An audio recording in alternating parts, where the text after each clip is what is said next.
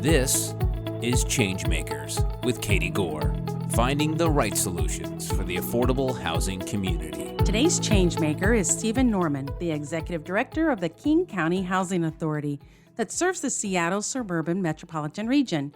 The King County Housing Authority supports over 20,000 households in affordable housing. Stephen, welcome to the podcast. Thank you. Delighted to be here. You know, one of the interesting things about our podcast guests is how each person has come to work in affordable housing and really how their journey has evolved. So why don't we start and you just tell us a little bit about you and your journey to affordable housing? Well, I actually started in city planning and architecture, dropped out of college and started in the mailroom at the Department of City Planning in New York. And it was an era back in the 70s where politics and demonstrations outside and open space were all very much a part of the experience. And I was fascinated by city design and by the interaction that you had in the community. And I spent some time at city planning. I then went out and became a community organizer in South Brooklyn, came back in, worked on planning issues, then came over during the Koch administration to the city's housing department and took over some special projects that evolved into working on homeless issues, which were just really coming to the fore in New York back then in the early 80s at that point. Went on from there, I founded the city's first homeless housing development division and served as the assistant housing commissioner under mayors Koch and Dinkins. Went on from there to help set up the Corporation for Supportive Housing, which is a national intermediary that worked with local governments, nonprofit providers, and foundations and philanthropy across the country to develop the concept of permanent supportive housing, which was really a new concept back then, develop ways to finance it, bringing in tax credits and CDFI financing, and really worked at the ground level in setting up the whole permanent supportive housing movement. It was really a great privilege to do that. And I then went on from that. I was recruited out to run the King County Housing Authority about 25 years ago. And that's really the trajectory. Well, that's an amazing journey how you went from really South Brooklyn out to King County, not just regionally, but really every single step along the way was preparing you for this ultimate experience here in King County. And that's a great progression. And I'm sure that many people along the way aided to how you've constructed your goals and objectives and what you guys are doing here in King County. So let's just talk about King County specifically. I mean, there's a lot of big name tech companies out there that call King County home. So I'm sure the area is defined by more than just that. So why don't you tell us about King County? Well, the county is actually slightly larger than the state of Delaware, but two-thirds of it really stretches from the urban growth boundaries out to the Cascades. So the bulk of the population, the urban area, is Seattle and the surrounding ring suburbs.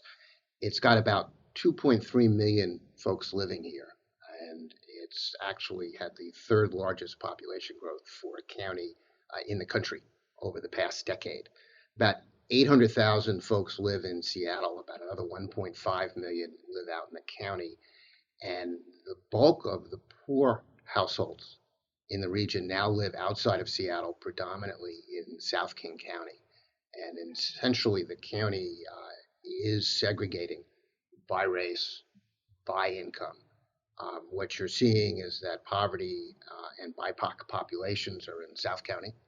Seattle is gentrifying at a pace, and the east side is really what's become the region's version of Silicon Valley, where small startups like Microsoft got going, and where now Amazon is moving in some 20 to 25,000 jobs as well. So really, it's a tale of three cities here. So what can be done when it comes to policies or flexibility? I know that you guys have several programs that you're rolling out, but when you think about the availability of housing stock being such a looming issue across the nation, and then in the constraints that you just described for King County, whether it's segregation by race or by income.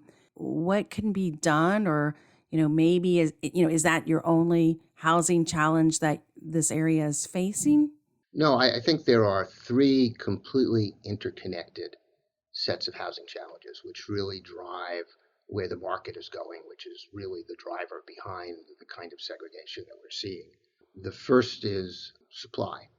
And since 2010, we've seen a 21% increase in jobs in the region, a 12% increase in population, and housing has only increased by 8%. So we're a victim in a way of our own success. Job growth has brought in population. Nobody has ever been able to separate prosperity from job growth, from population growth. And the region simply has not kept up in terms of housing supply.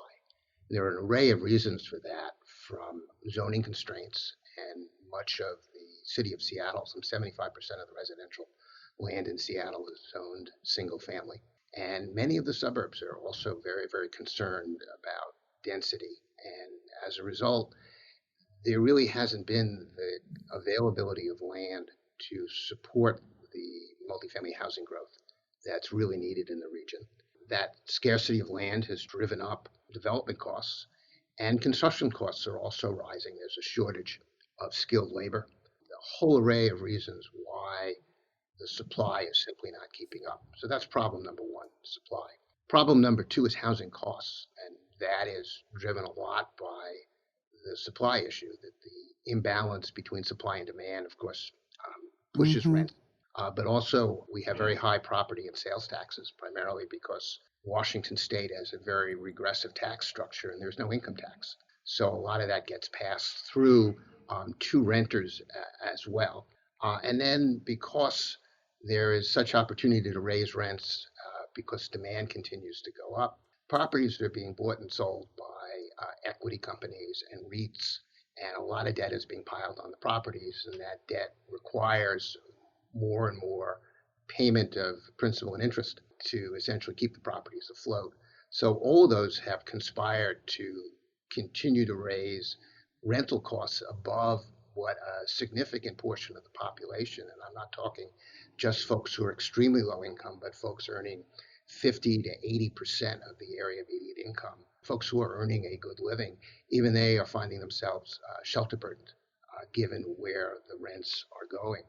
The third challenge, I think, on the housing side is around homelessness. And this is the confluence of a lot of problems, both housing supply, housing cost, but also the failures of a whole bunch of systems. The reality is that the behavioral health care system in this state is not particularly robust. And you've seen a reduction in inpatient beds, for example. Since 1955, you had 7,600 inpatient beds in the state mental health system. You're now down to 700. And the theory here was that the savings that would result from the closing of state hospitals would be poured into creating community-based behavioral health care supports. And in reality, that didn't happen. Our largest mental health facilities in the county is the jail system. And these folks are winding up out on the street. They're winding up in the jails. We've criminalized poverty and mental health and homelessness. And this also reflects a level of systemic racism, which drives policy in many of these systems. And the foster care system, 40 to 50% of youth coming out of foster care become homeless in 18 months of exiting the system. So there's a whole array of system failures in terms of educating kids to be able to participate in the workforce, equipping kids coming out of foster care with the ability to earn a living and find housing, and the inability to find supportive housing with both services and rental assistance that would enable folks who are struggling with behavioral health care issues to get into housing. So I think you see really a confluence of events that are resulting in this point in King County having one of the highest per capita homeless rates in the nation. We had a homeless point in time count of about 12,000 individuals last 2020, and about half of those were sheltered and half of them were out on the streets. And we also have the school systems who use a different way of gauging homelessness, but they are reporting that they have over 10,000 children in King County in the classrooms who are homeless or living 5 to a room in a hotel or are on a different relative's couch every week. And kids who are in that kind of instability, their mind is not on school. And so one of the big concerns is that we're essentially setting a next generation of poor kids up for failure by the instability that we have in the housing situation. So all of this is against the backdrop of a phenomenally prosperous economy. But we're seeing virtually everybody who is extremely low income, who is not receiving subsidized housing assistance, is paying more than 50% of their income in rent and utilities, which means that they are one missed paycheck or one rent increase away from homelessness themselves. So it's an interesting tale of two cities out here. You said it unfortunately so well, because A Tale of Two Cities in such a rich and thriving city, it seems a tragedy to hear 10,000 homeless children or 12,000 individuals, whatever counting metric you use to measure that. It's unfortunate that a city that's thriving is struggling with this. And you laid out really that the affordable housing crisis, what's happening here in your county. But let's focus in on this homelessness aspect. Whose response is it? What can be done? And what are you guys attempting to do as an agency? But do you even have the tools to do it? That's a very complex piece here, to try to solve what you're doing, what can be done, and do you have the tools? Well, I think the two key issues are the lack of sufficient federal rental subsidies for folks who would qualify. Of all of the means tested federal poverty programs, housing is the only one where you don't get it if you qualify. If you qualify Mm-hmm. for food stamps, you get food stamps. If you qualify for Medicaid, you get Medicaid. If you qualify for housing choice voucher assistance, you get on an application list that can take 10 years to get you to the point where you actually are getting the subsidy. And nationally, about 1 in every 4 households who qualifies for housing actually receives it. This is a fundamental piece of this that has to be addressed at the national level. Since the New Deal, the lion's share of housing assistance has come from the federal government. And what we're seeing today, both in the issues of deferred maintenance in public housing and in the issues of poverty, populations having far outpaced the availability of rental subsidies, is really a reflection of some 30 years of the federal government stepping away. So the other thing that is missing, I think, is a level of services for folks who need wraparound services to remain stably housed. And subsidies are enough for many, many of the folks, particularly today, who are homeless for economic reasons. If you are a senior whose sole source of income is Social Security, and you are getting $1,400, $1,500 a month, and a one-bedroom apartment in a cheap side of town costs $1,600 a month, you're going to wind up homeless. Mm-hmm. And they're seeing as a larger and larger part of the last generation, the baby boomer population, ages out of the workforce. Many of them are pretty much dependent upon Social Security. Defined benefit pension systems have pretty much gone away. 401k plans have not necessarily worked for a lot of lower income workers. And the reality is that this problem is going to get worse unless we take a really scaled up approach to providing the assistance that folks need. The sad reality is that this is not a segment of the market that the private sector, for a whole variety of reasons, is going to be able to take care of. That this is really where government needs to come in, where the market can't do the job. We talked a couple of weeks ago with Michelle Norris from the National Church Residents, and she talked about this upcoming crisis of senior housing and look, just statistically looking at the numbers at what's coming versus what's available.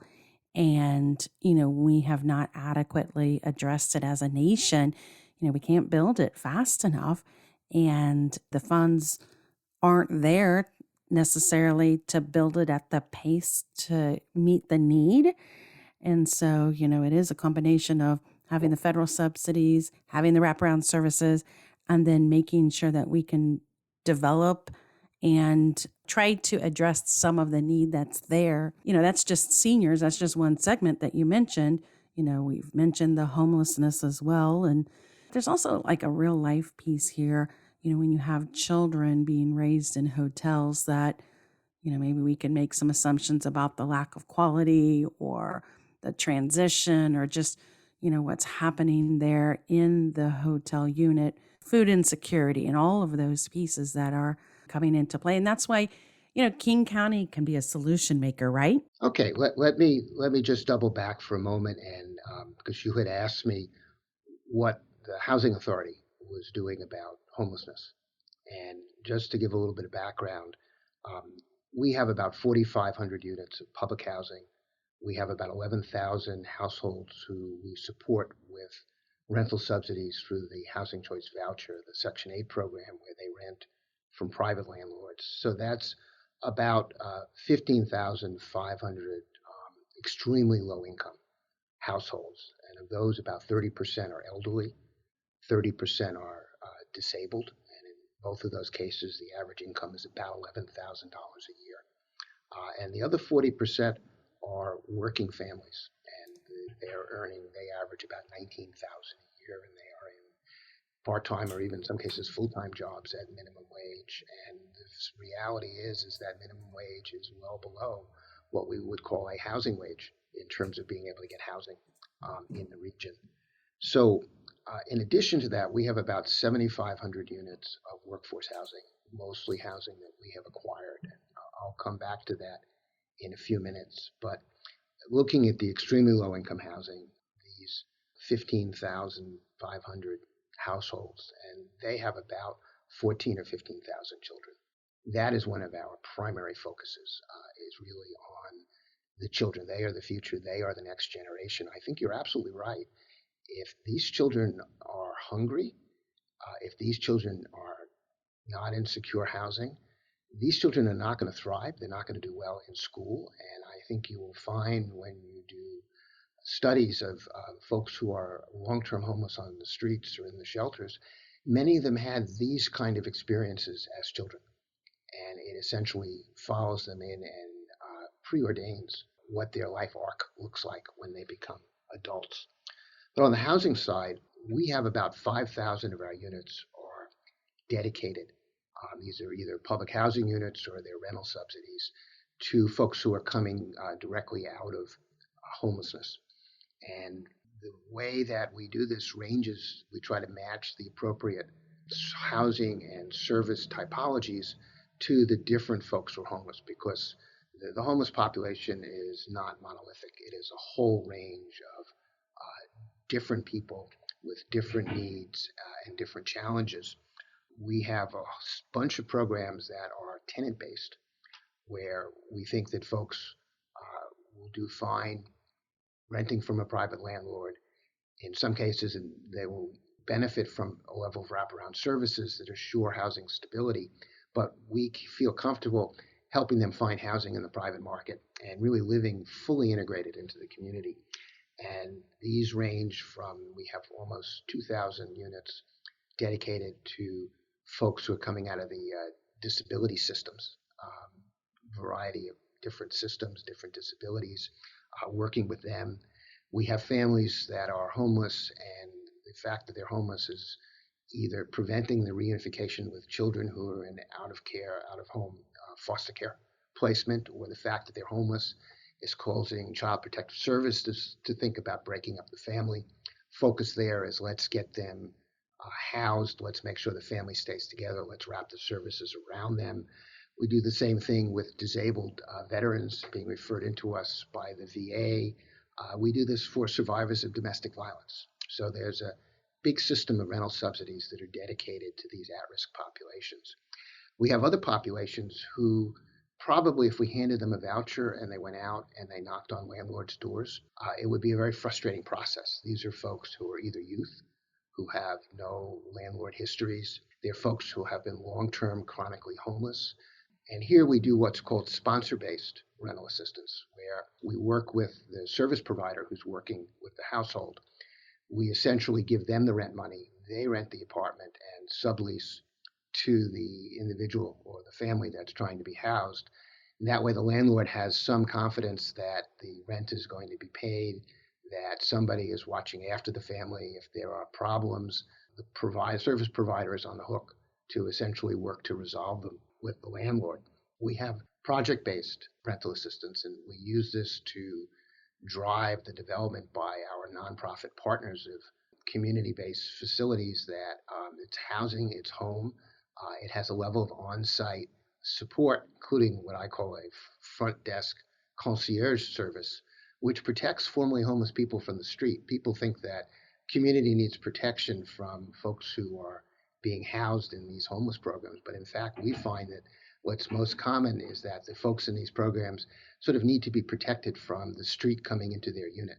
So having a front door presence helps keep everybody safe and provides the level of services that is really helpful if folks start to encounter problems. Someone's there to walk them through it, keep them stably housed. We do time-limited assistance for families where we think that the primary issue is economic. We do this in some cases in partnership with school districts where there are case managers in the schools called McKinney-Vento liaisons who are aware of the fact that kids in the classroom are homeless or unstably housed. They're frequently one of the first to know because the kids are coming to school chronically late. They're falling asleep in class. They're hanging around after school because they don't know where they're going. Their grades are dropping precipitously. They refer these families into us. We give them anywhere from 12 to 18 months worth of rental assistance to get them back on their feet. We also have a program now going with one of our local community colleges. There are an amazing number of kids who are in community college who are homeless. And we're working with the community college, in this case Highline, so that they're referring these kids in and we are giving them rental assistance that will carry them through matriculation at the community college and a 6-month buffer afterwards to hopefully launch them into an unsubsidized housing. Although I will note on all the time-limited programs that as housing gets more and more expensive in the region, the bar gets higher and higher in terms of folks being able to wean themselves off some subsidy and support themselves without any assistance. So this is an ongoing challenge. We also prioritize homeless referrals for all of our subsidized housing units, not just the ones that are dedicated to particular populations. We have a very low admissions bar, and 45 to 50% of everybody who comes into our system every year is coming out of homelessness. And despite the fact that we have a low admission bar, we have a eviction and program termination rate of below 1%. We believe that people start to get into trouble. We wrap services around them, and eviction is only a last resort. We are not in the housing authority in the business of putting people out of housing. We have to figure out how to keep them in there. We will do it when it's necessary for the safety of the community. But otherwise, we treat these as health issues that we need to bring in the kind of supportive services that can get people through rough patches.